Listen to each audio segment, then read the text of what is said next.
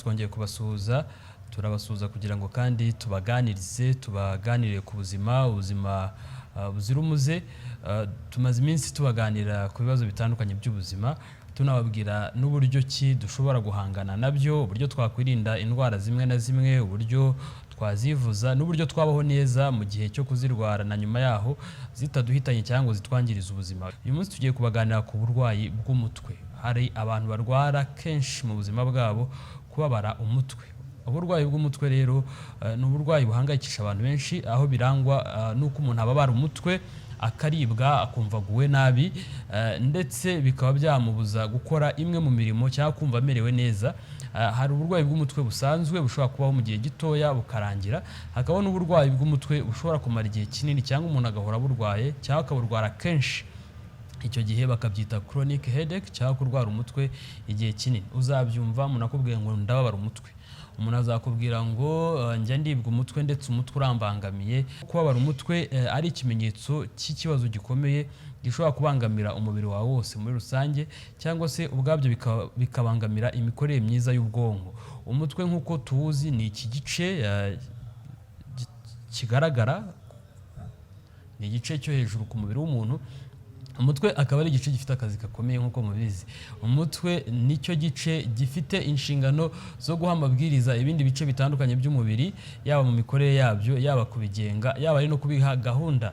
Dore ko umutwe buriya niyo computer cyangwa se nicyo gice kiruta ibindi kibigenga mu mikorere yabyo. Mu gihe rero umutwe wahuye n'ibibazo biwuhungabanya, ibibazo bituma ubabara, ibibazo bituma utamera neza, ibyo bishobora kubangamira ibindi bice bitandukanye by'umubiri bitewe n'impamvu, bitewe n'icyateye ububabare bw'umutwe. Rero kubabara umutwe biterwa n'impamvu nyinshi zitandukanye, hakaba harimo izo wahita umenya n'izo utamenya ako kanya. Kuko kubabara umutwe bishobora kubaho mu gice cyose cy'umutwe, bishobora kubaho se ku gice kimwe cy'umutwe, bishobora no kubaho mu gihe gitoya cyangwa se mu gihe kinini. Ariko uko wababara umutwe kose ni ngombwa kugana abaganga, ni ngombwa gushaka icyabiteye. Niba ntacyo wabonye ni ngombwa kwihutira kujya kwa muganga kugira ngo bagufashe kumenya imwe mu mpamvu yagutera kubabara umutwe no gushaka igisubizo cyaguteye kubabara umutwe kugira ngo havanweho ubwo bubabare bw'umutwe. Rero kubabara umutwe nk'uko nabibabwiye biterwa n'impamvu nyinshi.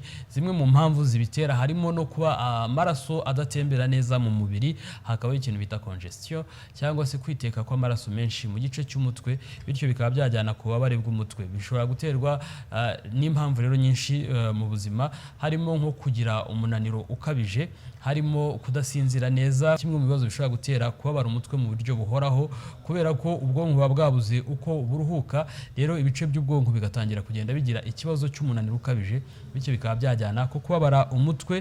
Dore yuko mu gihe uri kubabara umutwe byanze bikunze hari igice cyangwa byinshi mu bice bigize ubwonko biba bitari gukora neza, biba byananiwe kubera kwibikamo imyanda myinshi, kubera kudatembera neza kw'amaraso, kubera kuguma gutinda kw'amaraso cyangwa se kw'imyanda itandukanye mu gice cy'ubwonko runaka kidafite imikorere myiza, bityo bikajyana ku bubabare bw'umutwe.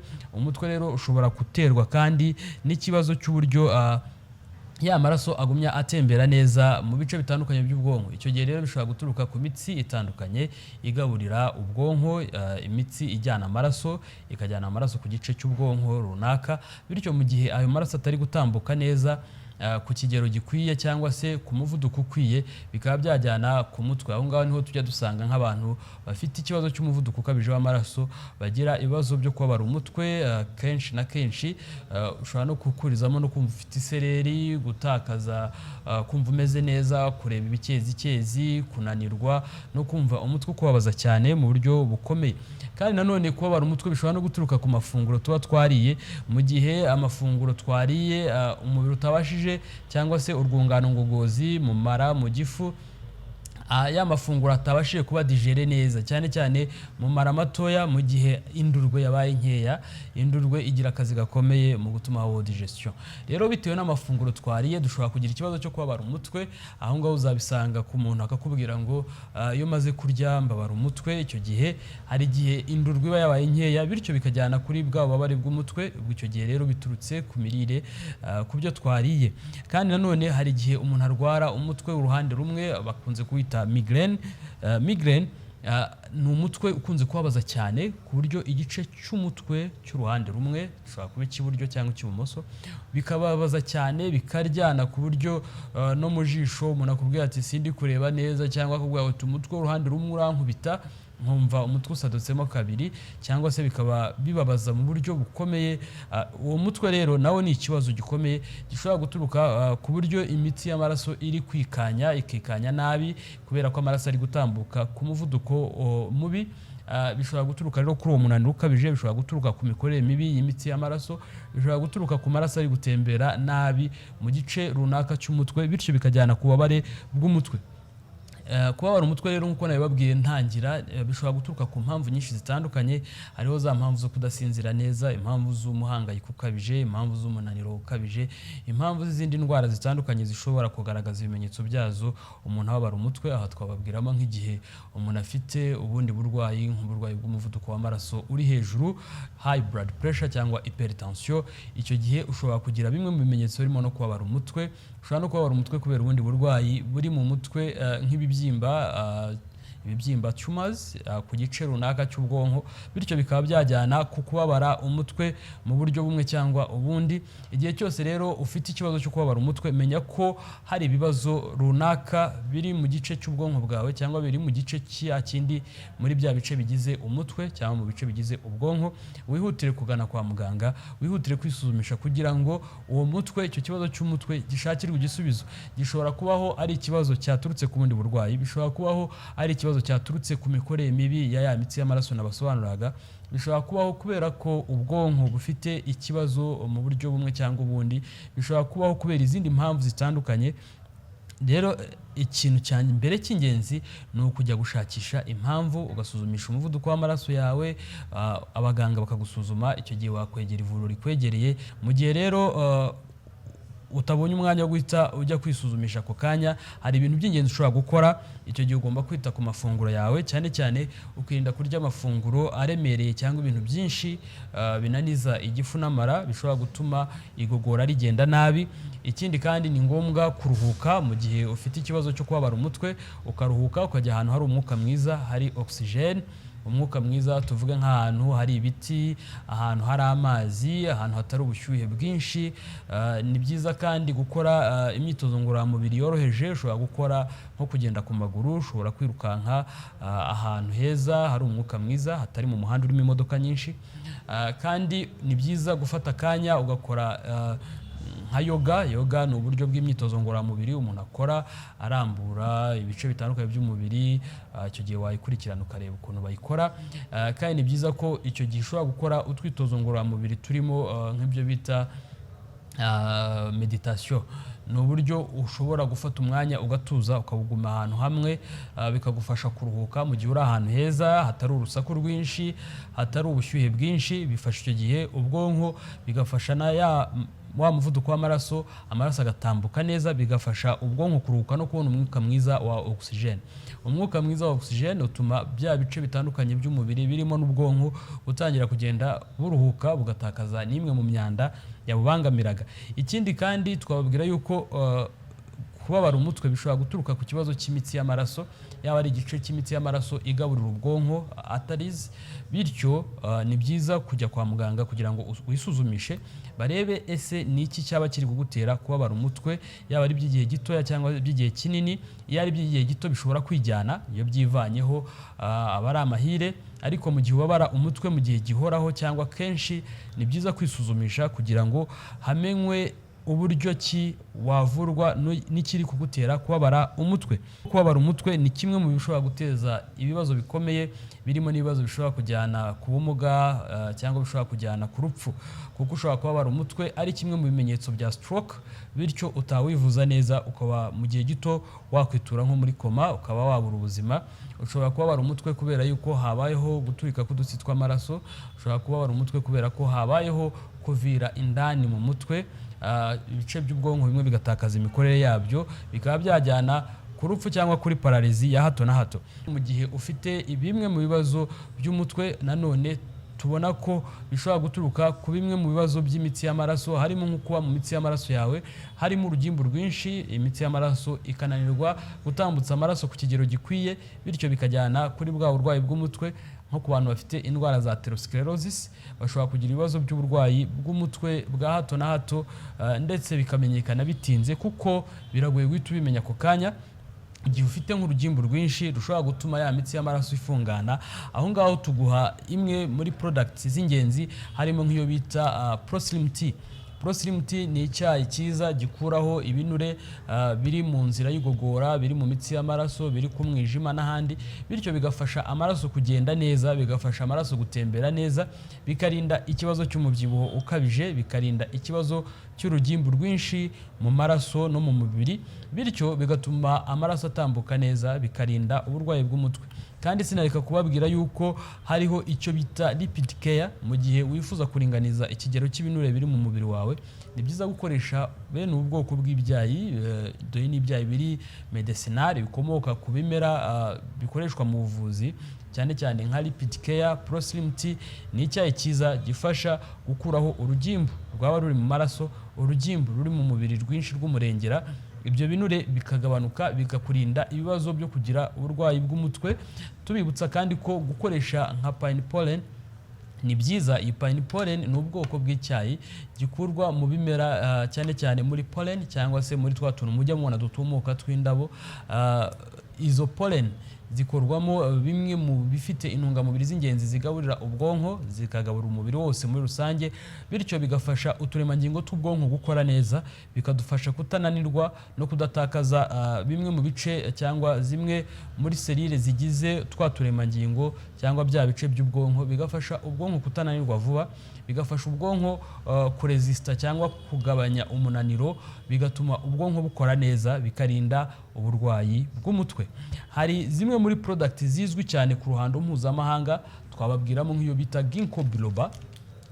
Ginkgo biloba ikomoka ku byatsi bikomoka ku mugabane wa Aziya, akaba ari icyatsi ubundi ginkgo biloba kizwi mu mateka y'isi mu gufasha imitsi y'amaraso gukora neza, gutambutsa neza amaraso, kigafasha ubwonko gukora neza, bikarinda ubwonko umunaniro ukabije, bikarinda ubwonko kunanirwa imburagihe, bigafasha uturemangingo tw'ubwonko gukora neza, bikarinda indwara zishobora kwibasira ubwonko zirimo kubabara umutwe. Iyi ni product izwi ku bantu benshi bagiye bayikoresha, baduhaye ubuhamya bwiza bw'uko bakize umutwe, yewe n'abari bawumaranye igihe kirekire cyane, kubera yuko ginkgo biloba ituma imitsi y'amaraso imera neza, igatuma amaraso atembera neza ku bice bitandukanye by'ubwonko, ikarinda kubabara umutwe, ikarinda migraine, kavura migraine ubwayo, ndetse bikarinda n'ubundi bubabare bwo mu mutwe cyangwa bw'umutwe bwaba buturutse ku mpamvu zitandukanye, dore yuko ituma ubwonko bubona umwuka mwiza wa oxygen, bityo bigafasha ubwonko gukora neza. Ku bantu rero bakunze kubabara umutwe, ginkgo biloba ni igisubizo. Irazwi mu byatsi komokaho gakondo bita ginkgo biloba. Irazwi guhera cyane cyane nyuma y'intambara ya kabiri y'isi yose, yifashishijwe mu gufasha abantu mu bihugu biriya byari byabayemo intambara, nko mu Buyapani hatewe igisasu cya bombe atomique za Hiroshima na Nagasaki. Ginkgo biloba yarifashishijwe cyane, yita inagaragaza ubushobozi bukomeye cyane mu gufasha abantu kuvura indwara zibasira ubwonko n'izindi ndwara zifata cyangwa se zihungabanya umutima n'imitsi y'amaraso. Ginkgo biloba ni nziza kandi irizewe ku ruhando mpuzamahanga. Birahagije kunywa utunini tubiri twa ginkgo biloba buri munsi, bigakuraho ikibazo cyo kubabara umutwe, yewe no ku kibazo cy'umutwe uri chronic cyangwa se ku bantu bahura n'ikibazo cy'umutwe kimaze igihe kirekire. Ginkgo biloba itanga umusaruro mwiza, akaba ari product iri safe kandi iri natural, mwimerere, idafite ibindi bintu biyongewemo nk'ama preservative cyangwa conservatives, igafasha umubiri muri rusange. Ni product cyangwa n'ubwoko bw'umuti, ndetse ikaba n'inyunganiramirire y'ingenzi ku mubiri w'umuntu, dore yuko iri accredited n'ibigo mpuzamahanga, ndetse harimo n'ikigo cy'abanyamerika cyitwa FDA gishinzwe kugenga ibijyanye n'ubuziranenge bw'imiti n'ibiribwa. Kandi iri accredited n'ikigo cya halal, akaba ari ikigo cy'Abarabu cyita cyane cyane ku baziranenge bw'ibiribwa n'imiti, ariko mu bihugu by'Abarabu cyangwa ku bihugu bifite by'idini rya Kisilamu, mu buryo bwo kureba ko nta harmful effect cyangwa se nta kintu kiri haramu kirimo. Iyi ginkgo biloba rero irizewe, itangirwa ubuhamya n'abantu benshi kubo twayihaye. Uyu munsi bavuga ubuhamya bwayo, bavuga ibyiza byayo. Ginkgo biloba ni nziza. Aha rero ntago twareka kubabwiramo bimwe mu by'ingenzi bifasha ubwonko gukora neza, birimo nk'icyo bita omega 3 omega 6. Ibivumbikisho byo mu bwoko bwa omega 3 na omega 6 ni ingenzi cyane cyane ku mitsi y'amaraso, ku mutima no ku bwonko, dore yuko ituma ubwonko bukora neza, igafasha ubwonko kutibagirwa, bigafasha ubwonko kutananirwa cyane, ndetse ku bantu bashaka kugira ubwonko bwibuka bufata mu mutwe, nko ku bantu bakiga. Iyi deep sea fish oil ikorwa mu mafi yo mu nyanja zikonja, ikaba ikize ku bintu bituma ubwonko bukora neza ndetse bugira ubwenge burushijeho. Ku bantu biga ni nziza cyane, ituma bafata mu mutwe, ituma bagira ubwenge. Buriya ni byiza gufata ibikomoka ku mafi, dore ko byikizemo bimwe mu by'ingenzi bituma ubwonko bukora neza. Mujya mwumva bavuga ngo umwana uriye amafi agira ubwenge, cyangwa turya amafi kugira ngo ubwonko bukure neza. Iyi deep sea fish oil igizwe n'ibyo bita omega 3 na omega 6, bigafasha ubwonko gukura, bigafasha ubwonko gukora neza. Ku bantu bose ni nziza, ariko by'umwihariko no ku bantu bafite ibibazo byo kubabara umutwe, iyi deep sea fish oil ni nziza kuko ituma ubwonko bukora neza. Irinda kwangirika k'ubwonko, ikarinda indwara nka Alzheimer's disease na Parkinson's disease. Ni indwara zikunze kwibasira abantu mu gihe bageze mu gihe cyo gukura, bigatuma batibagirwa ubundi iyo wafashe deep sea fish oil. Iyi deep sea fish oil ifite akamaro gakomeye ko kugabanya urugimbu, ibinure byinshi biri mu mitsi y'amaraso, ikarinda icyo bita inflammation. Inflammation ni uburyo habaho kubabara no gutakaza kumererwa neza mu bice bitandukanye by'umubiri biturutse ku burwayi runaka. Kandi deep sea fish oil ni nziza cyane, dore ko irinda ko amaraso yibumbabumbamo ibibumbe bishobora gutuma amaraso atagera ku gice runaka cy'umubiri. Nuko twababwiye ko kubabara umutwe bishobora guturuka ku mitsi y'amaraso itameze neza, cyangwa ku maraso ari mu rugimbu rwinshi, cyangwa ku maraso avura akikoramo utubumbe. Utwo tubumbe dushobora gufunga imitsi y'amaraso, bigatuma amaraso atagera ku bice runaka by'umubiri neza, bishobora no kujyana ku kibazo cy'urupfu cyangwa cya koma. Rero iyi deep sea fish oil ifite akamaro gakomeye cyane mu kubuza imitsi y'amaraso n'amaraso kwibumbamo utubumbe no kuvura mu buryo butari bwo, bityo igatuma imitsi y'amaraso irambuka kandi n'amaraso agatambukamo neza ku kigero gikwiye no ku muvuduko ukwiye, bityo bikarinda indwara z'imitsi y'amaraso, indwara z'imitsi y'amaraso ijyana ku bwonko, ivana ku mutima, ijyana ku bwonko, ivana ku bwonko, ijyana no ku bindi bice bitandukanye by'umubiri. Deep sea fish rero irazwi mu kurinda indwara z'imitsi y'amaraso no mu kurinda indwara z'ubwonko. Ikaba yizewe, dore yuko inakomoka ku mafi akomoka mu nyanja zidafite ubwandu, inyanja zikonja, kandi akaba ari ingenzi cyane ku mubiri w'umuntu. Si twarangiza tutabasobanuye iyo bita soybean lecithin. Lecithin ni ingenzi cyane mu biribwa, ikaba n'umuti w'ingenzi cyane mu kurinda indwara zitandukanye zakwibasira inyama zikomeye zo mu mubiri, zirimo ubwonko, zirimo umutima, zirimo umwijima. Soybean lecithin ni ingenzi cyane cyane mu gufasha uturemangingo tw'umubiri wose gukora neza, cyane cyane uturemangingo tw'ubwonko. Mu gihe ukoresha soybean lecithin bituma imitsi n'imyakura yawe, imyakura ni amanera, ni hahandi wumva umubiri wawe wagize nk'ibinya, ukumva se umubiri wawe ufite utuntu tumeze nk'amashanyarazi. Buriya manera akora nk'uko insinga z'amashanyarazi zitambutsa umuriro. Mu gihe rero harimo ikibazo, utangira kumva ibinya bigukubita, utangira kumva utuntu tukubabaza. Soybean lecithin iza kubaka imikorere myiza y'uturemangingo twose tw'umubiri, cyangwa uko umubiri ukora, bityo ikarinda ikibazo cy'imitsi, cy'imyakura n'ibindi bibazo bitandukanye biri mu mubiri, cyane cyane ko iringaniza ikigero cy'urugimbu ruri mu mubiri, igafasha ibice bitandukanye by'umubiri birimo ya mitsi, birimo ya myakura, birimo umutima, birimo umwijima, birimo ubwonko gukora neza. Soybean lecithin ikintu gikomeye cya mbere niko isana buri karemangingo k'umubiri kakamera neza. Irinda icyo bita membrane cellulaire, nikakugara k'uturemangingo tw'umubiri. Mu gihe ukoresheje soybean lecithin ikuraho ingaruka zo kubabara umutwe cyane, kubera ko ituma ubwonko bukora neza, irinda gutakaza kuduce dutandukanye tw'ubwonko, igatuma umuntu adasaza imburagihe, ikarinda kwibagira k'ubwonko, ikarinda za ndwara nababwiraga zikunze kujyana mu gutakaza imikorere myiza y'ubwonko, kandi igatuma ubwonko budatakaza imikorere yabwo muri rusange. Rero mu gihe ukoresha zimwe muri izi product bifasha umubiri wawe gukora neza, bikawufasha kwirinda indwara, bikawufasha no kubaho neza. Tubibutsa yuko izi product zose mba nabasobanuriye ni product myimerere, nuvuga ngo ni ibikomoka ku bimera ariko bigakorwamo umuti cyangwa bigakorwamo ibyunganira imirire, kuko hari impamvu nyinshi zituma tutabona ifunguro rihagije cyangwa imirire ikize ku ntungamubiri zose z'ingenzi bitewe n'impamvu zitandukanye. Bishobora guturuka ku mpamvu yuko mu byo turya tutabibona, bishobora guturuka ku mpamvu yuko ibyo turya byinshi bitinda ku masoko, bishobora guturuka ku mpamvu z'uko umubiri wacu wagize intege nke zo kubifata n'izindi mpamvu.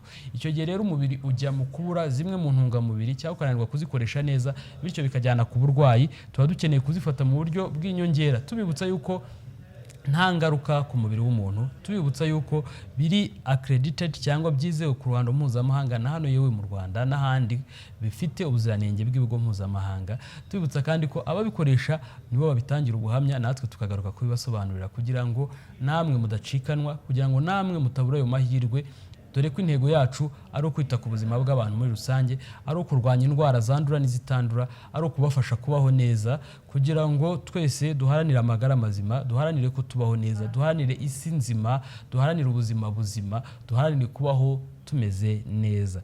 Tubibutsa yuko kurya imbuto, kurya imboga, kunywa amazi meza no gukora imyitozo ngororamubiri ari icy'ingenzi mu buzima bwacu bwa buri munsi.